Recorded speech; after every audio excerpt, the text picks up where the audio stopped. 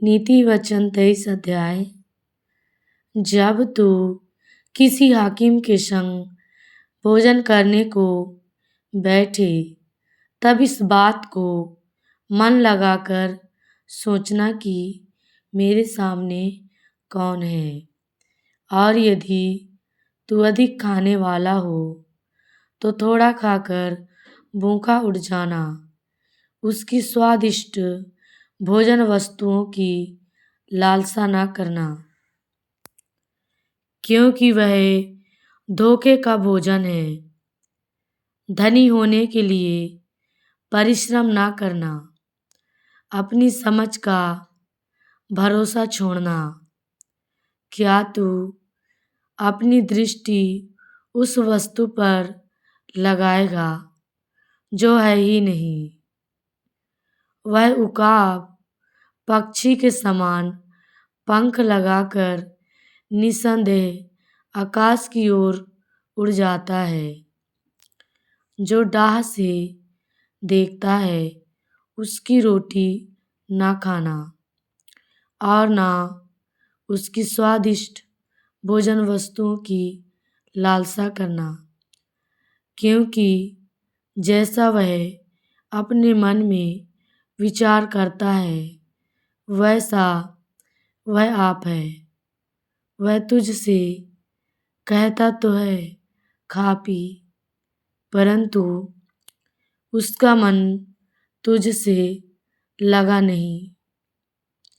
जो कौर तूने खाया हो उसे उगलना पड़ेगा, और तू अपनी मीठी बातों का फल खोएगा। मूर्ख के सामने ना बोलना, नहीं तो वह तेरी बुद्धि के वचनों को तुच्छ जानेगा। पुरानी सीमाओं को ना बढ़ाना, और ना अनाथों के खेत में घुसना, क्योंकि उनका छुड़ाने वाला सामर्थी है। उनका मुकदमा तेरे संग वही लड़ेगा। अपना हृदय शिक्षा की ओर और अपने कान ज्ञान की बातों की ओर लगाना। लड़के की ताड़ना न छोड़ना, क्योंकि यदि तू उसको छड़ी से मारे तो वह ना मरेगा। तू उसको छड़ी से मारकर उसका प्राण अधोलोक से बचाएगा। हे मेरे पुत्र, यदि तू बुद्धिमान हो तो तेरा ही मन आनंदित होगा, और जब तू सीधी बातें बोले तब मेरा मन प्रसन्न होगा। तू पापियों के विषय मन में डाह ना करना। दिन भर यहोवा का भय मानते रहना, क्योंकि अंत में फल होगा और तेरी आशा ना टूटेगी।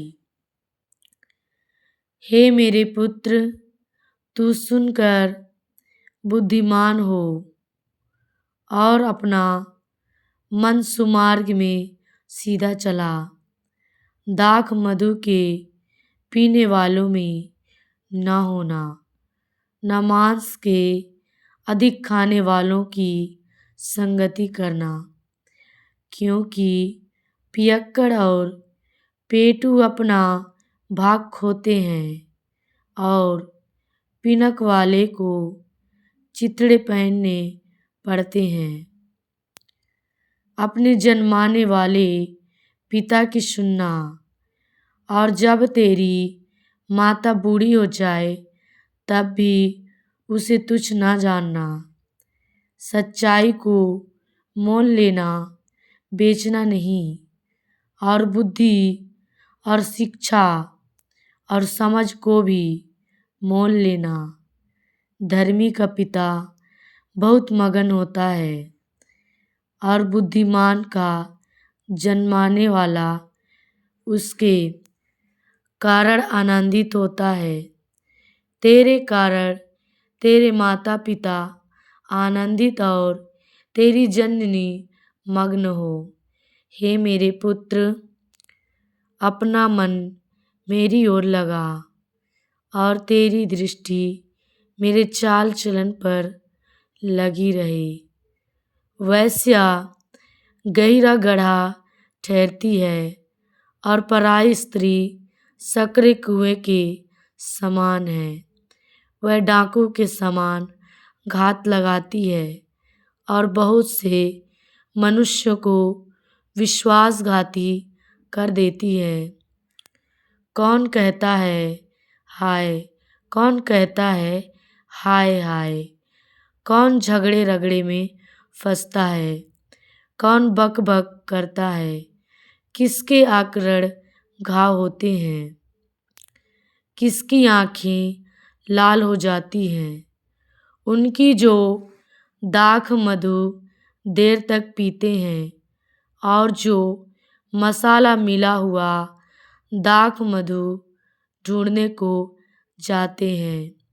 जब दाख मधु लाल दिखाई देता है और कटोरे में उसका सुंदर रंग होता है और जब वह धार के साथ उंडेला जाता है तब उसको ना देखना, क्योंकि अंत में वह सर्प के समान डसता है और करैत के समान काटता है। तू विचित्र वस्तुएं देखेगा और उल्टी सीधी बातें बकता रहेगा।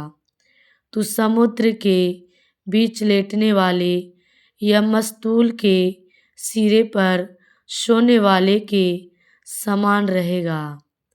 तू कहेगा कि मैंने मार तो खाई परंतु दुखित ना हुआ, मैं पिट तो गया परंतु मुझे कुछ शुद्धि न थी। मैं होश में कब आऊं, मैं तो फिर मदिरा ढूंढूंगा। हालेलुया। परमेश्वर पिता इन वचनों के द्वारा आप सभी को आशीष दे, सभी की जय मसीह की।